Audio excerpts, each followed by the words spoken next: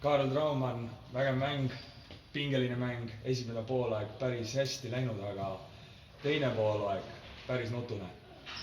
Nii ta oli. 25 minutit võiks öelda, et nagu väga hästi, aga see lõpp, parandamisruum on kõvasti. Treener rääkis oma versiooni mängijate puhul, mis juhtus? Kiirustasime, otsused olid halvad ja ei leidnud nagu õiget lahendusi. Esimene poolaeg mängisime pikemalt, jagasime palli, saime viskeid. Teine poolaeg niimoodi ei olnud eriti hea.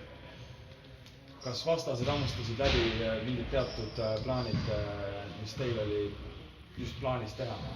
Ma ei ütleks, ma arvan, et me ise hakkasime väristamisel, me ei oska öelda, mis õigus on, aga pigem, ma ei usu, et me midagi suuresti muutusid, me ise teeme kadedaks, ütleme nii siis, palli jagamisel.